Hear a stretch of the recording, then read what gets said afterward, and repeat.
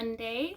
I'm at my house right now, and I'm looking really rough. I haven't showered or gotten ready or anything. It's Monday morning, but this video is just going to be kind of like a week in my life of remote learning, kind of what I do as a classroom teacher while I'm teaching from home. So right now, I got up, I had breakfast. I did not sleep very well last night, so I'm super, super tired, but I am just about to jump on my first meeting of the day on Classroom Teams, or on Microsoft Teams. That's what my district uses. So I'm about to jump on my staff meeting. So every Monday we have a staff meeting with my school where the principal kind of leads us through any new information that the district has. And then after this meeting's done, I will jump on a call with my team where we'll do some team planning for the rest of the week and next week. And then I guess I just spent most of this morning, about an hour or so, responding to emails. On Sunday nights is when my families are supposed to be sending in a few pieces of work from last week to kind of have us look and give a little bit of feedback to. So I've been responding to some of those. I don't have Good morning, everyone. We will begin in about 2 minutes. Thank you. Yeah, I'm already sitting in my staff meeting a little early. But I got about 15 of my 21 students work back for last week. It's just a couple, like one piece of math, one piece of reading, whatever we've assigned through our videos, which I'll talk more about later and probably show you what we do. So I'm just writing feedback to those families, which honestly is really time consuming because it's the only feedback I give them through the whole week. So it's like, oh, okay, I see this, here's a positive, here's something to work on, here's a positive in this area, here's something to work on. I feel like it's like a paragraph or two to each family. Plus a lot of them still have questions about what they're doing. So that's kind of like time consuming. So that usually takes me a lot of Monday and a lot of Tuesday. But right now I'm just going to hop onto my staff meeting, and then I'll probably talk to you after my meeting with my team. So I have 2 meetings this morning. Right now it's 10 o'clock, so I've been up since about 8:30ish, which I know is a nice sleep in, but I'm still tired. But yeah, so someone's waiting in the lobby. I'll admit them. So I'll check in after my 2 meetings this morning.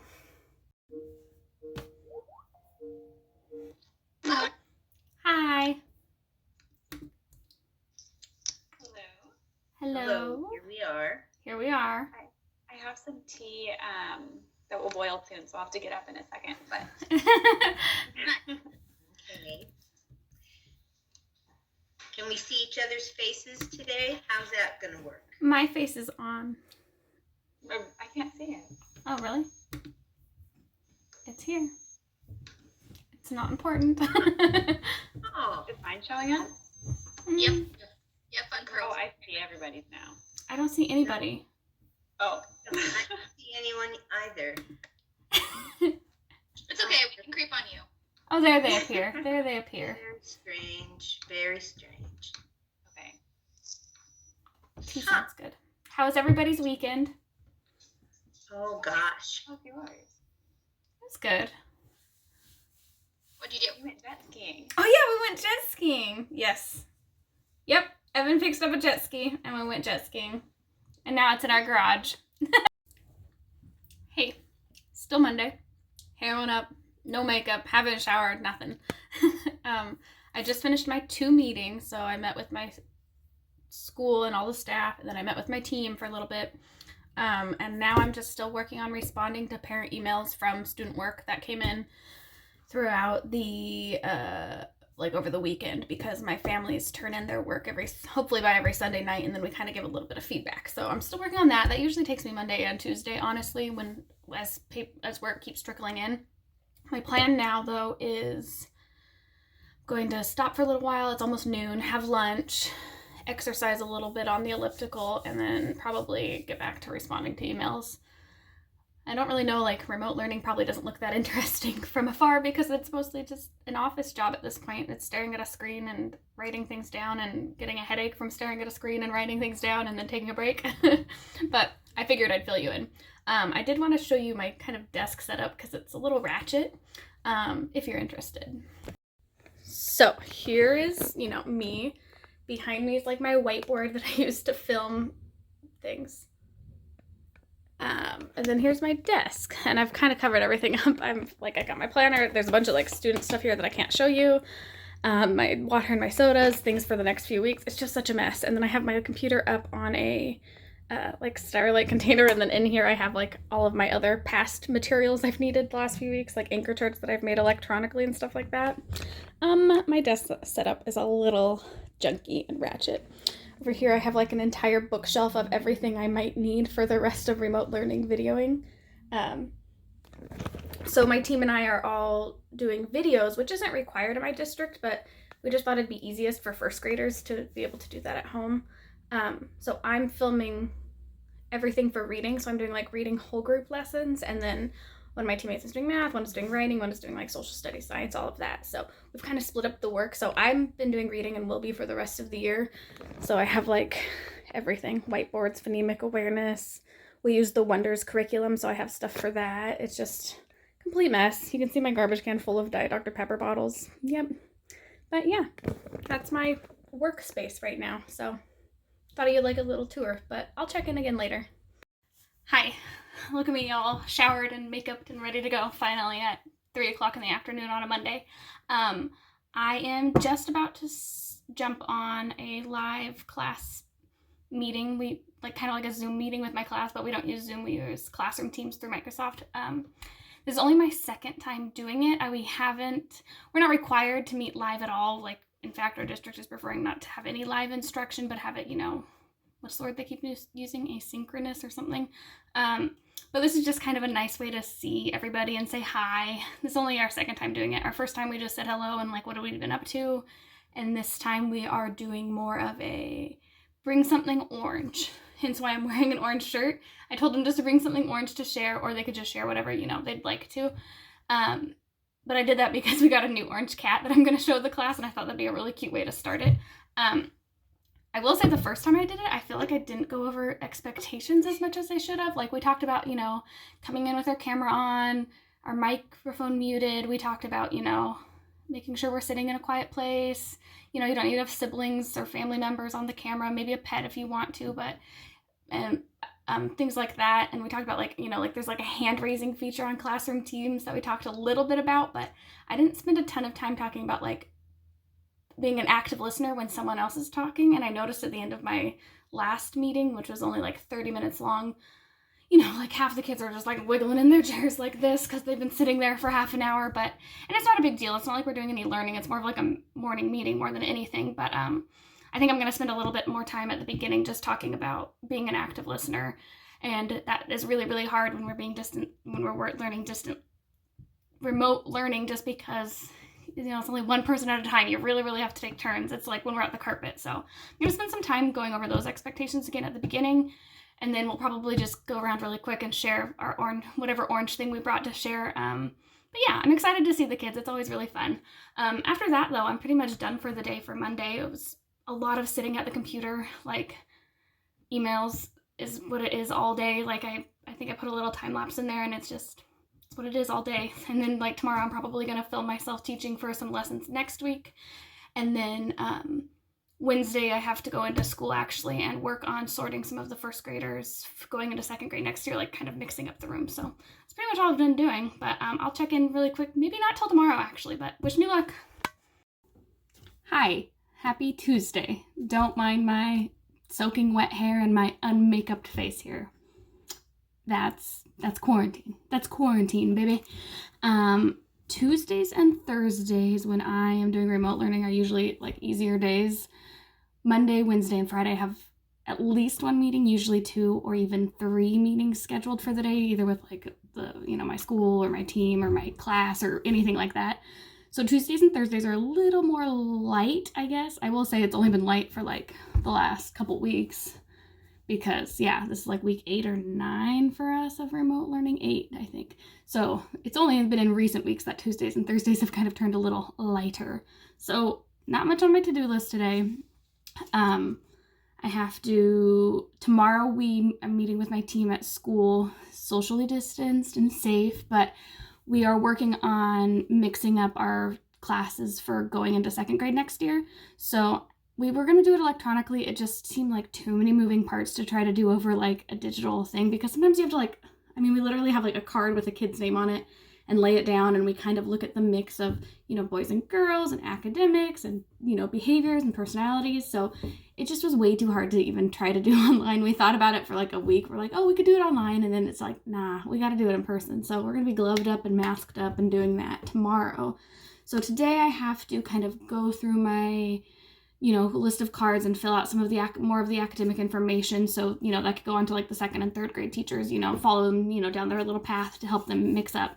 And then kind of think about, you know, my heavy hitters of who I really need to be focused on tomorrow mixing. I'm probably going to spend most of today just working on my master's. Actually, I'm a year into my master's. I'm going through WGU and I'm just getting a master's in curriculum and education. I'm really only doing it for the pay raise, but I have a lot of, the first few weeks of remote learning, I fell really behind just because every day was like an 8-hour day on the computer. So I didn't really have time to be doing master's work online as well. So today I'm going to try to catch up on some work. I'm hoping to finish this one class in the next week or so. I'm kind of getting down to like the wire here. I have only a few classes left, but it's really, really hard to imagine the end of my master's program without kids, you know, doing work that I need to do. I don't know. So pretty light day today. This might be my only check-in, honestly. Just saying hi. Again, like yesterday, I sat on the computer for like 7 hours responding to emails, responding to parents, giving them feedback.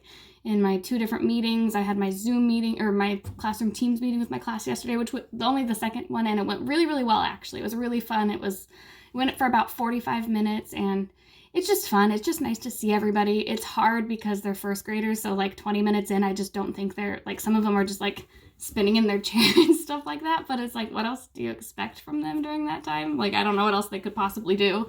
They're 6, but it's just nice to see everybody. And I went over the expectations a little bit more about like an active listener, and they were better about it, and we were reinforcing that throughout the meeting. So that was good. It was fun. It was fun to see everybody.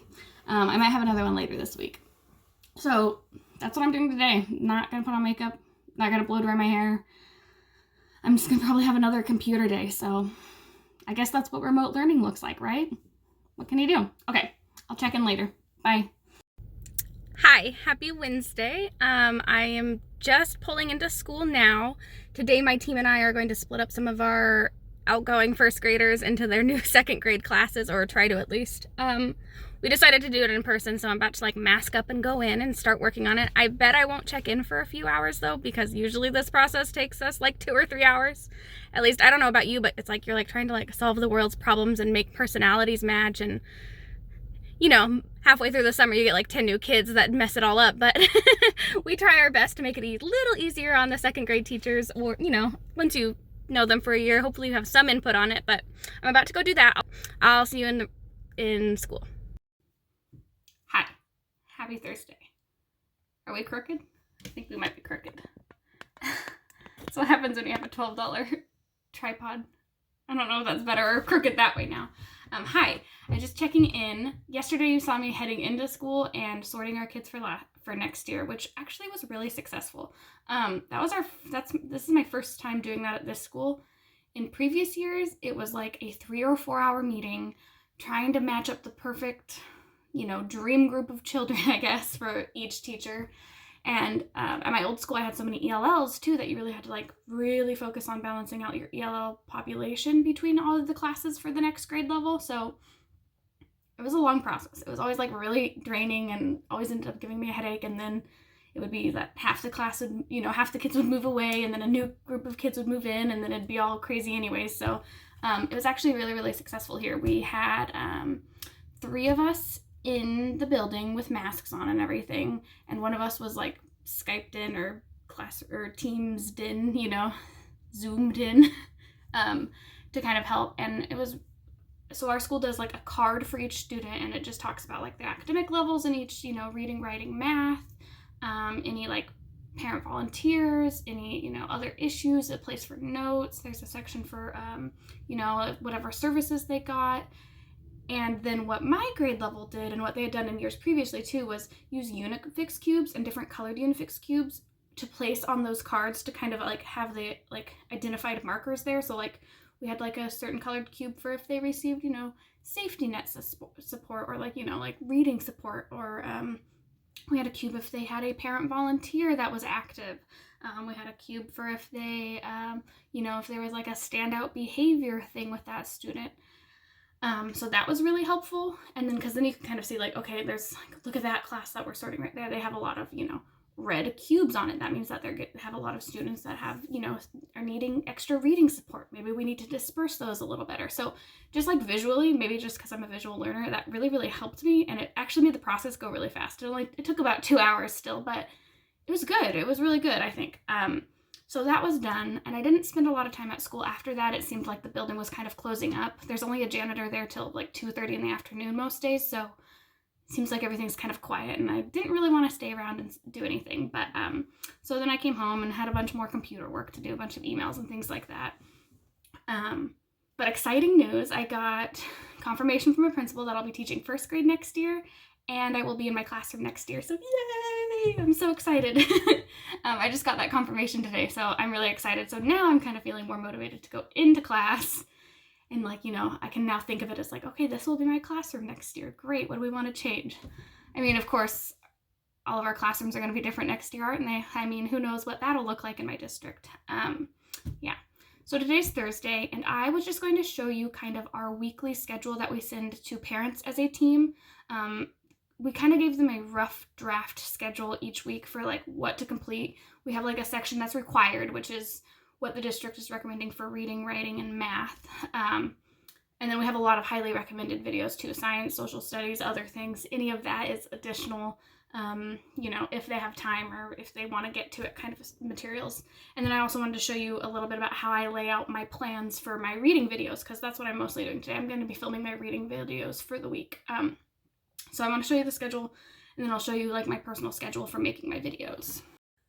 So here is sort of this working document that we have for each week for our remote learning, and we give this to our parents every Friday, and then we just have it laid out as a Monday through Friday schedule, even though we've kind of explained to parents that they don't have to follow that schedule if they don't want to, whatever works for them. So we kind of have, like a key up here, which took a few weeks for everyone to get used to, but I feel like now everyone really gets it and it's really flowing easily. So our required section, you see has about 30 minutes of reading each day. Of course, Monday's a holiday, so we've left that off for this week, so we've condensed it.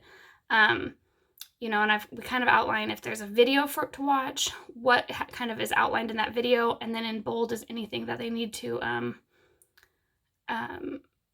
complete, like any papers that we've given them to complete, like this extra practice reading page is, oh gosh, look at this mess of a desk, is, let me see, this page here that they've gotten because we've handed out all of the materials for the week. If they didn't come up and pick that up, then we send it electronically in a PDF as well. So each of these boxes kind of usually relates to video or just an assignment, depending, we kind of make it clear, like here in math, we see if there's no math video this day, they just go on Dreambox. Things that are underlined are, something that you have to access online. We use the Wonders reading curriculum, and if you've heard me, I'm teaching the reading video, or, filming and uploading the reading videos, and my team has kind of split up all the subject areas. So it's been really helpful, I think, for that. We have a lot of highly, other areas that people can do too. Like we have this big ol', let me see, where am I scrolling? Big ol' highly recommended section as well. And, we film ourselves reading one book out loud, and then we put it somewhere, and one of us is filming science and social studies videos. So we have a lot of recommended areas or other ongoing things that they can do, just because we have such different parents. Like some parents want 8 hours a day of work, and some are like, I'm not even getting through the required areas at all. So that's kind of what it looks like. And we kind of backwards planned from the end of the year. We go till June 19th. For everything that we need to do. We probably, we'll have to go in and fill it out in a little more detail as we go, but this has been really helpful. And honestly, this was a lot of work the first few weeks, but it's made it so much easier to know what I'm teaching each week and to know what needs to be coming. It made me realize especially this my first year with the Wonders curriculum, it's made me realize kind of this is my only week to teach biographies, so I really need to hit it hard this week. Or realistic fiction, we've done this 3 times. I'm going to kind of breeze through it and just kind of review it and move on so we can get to some other things like phonics or whatever. So it's been really nice to kind of lay it out and see what's coming, because as a first-year teacher with a new curriculum, not a first-year teacher, but my first year with a new reading curriculum, it makes it easier, because usually it was kind of going day by day and just being like, oh, okay, what am I doing today? Oh, okay, crap, I better prep that. But yeah. And then, so the parents get this schedule, they have all the physical materials, or they have a PDF of things to prep for the week. I'll kind of explain that in my video. To plan my week of videos, I've kind of laid it out for like what each thing I do. So like I start off with like a warm-up, like first day I do like a phonemic awareness warm-up, like cat, change the k to a b or whatever. Then I usually introduce the phonics sound. We know we practice decoding words on the whiteboard, and then we read a page with words. We introduce the sight words. We point and read them a few times, and then they go off and do an assignment. So it just kind of helps me lay out what to do. Some days they're accessing the Wonders curriculum online and reading a story online, because we weren't allowed to check out like physical materials to students. So like on this day, we practice with some sight word warm-ups, reading sight word sentences. We review what realistic fiction is. We review some of our decoding strategies for figuring out words we don't know. And then I introduce an assignment, and then they have to go online and get the decodable book. So it's kind of like a little bit of back and forth. So parents kind of have to still support with that. But so far a lot of parents' feedback has been super, super positive. So I'm going to go, and I'm probably going to go film my videos for next week and start uploading them. That does take a long time. Usually takes a day or two to get them all uploaded. I don't edit them or anything. I take them like one shot, kind of like these videos. And it's like, well, listen, you get what you get, just like in class. If I make a mistake, you're going to have to listen to me backtrack instead of me editing out that sentence. So I'm going to go, but that's just kind of what this week looks like and what today looks like. Hello, first graders. So nice to see you today. Are you ready for a new week of remote learning? I hope you are. I hope you're ready to go. You're sitting like an active listener. You're ready to learn some new reading sounds, some of our new phonics sounds, and learning our new sight words today, okay? So make sure you're comfy, your brain is turned on, you're ready to practice making sounds and hearing sounds, okay? Today, you're going to need to pull out from your reading, on the front, it should say Unit 5, Week 4. And remember, this first page is great to go over with your families. It kind of talks about all of the things that we really, really want to be practicing and learning this week. It has our spelling words and our spelling sounds, our vocabulary words, our sight words. So this would be great to be going over with your family, but this is how you know which ones to pull out today, okay? And today, from this set of papers, you will need just the extra practice page. And up at the top, it has the word how, down, out. That might give you a clue of our new phonics sound this week, right? So you'll just need this paper. So go ahead and grab that now and then come back to the video.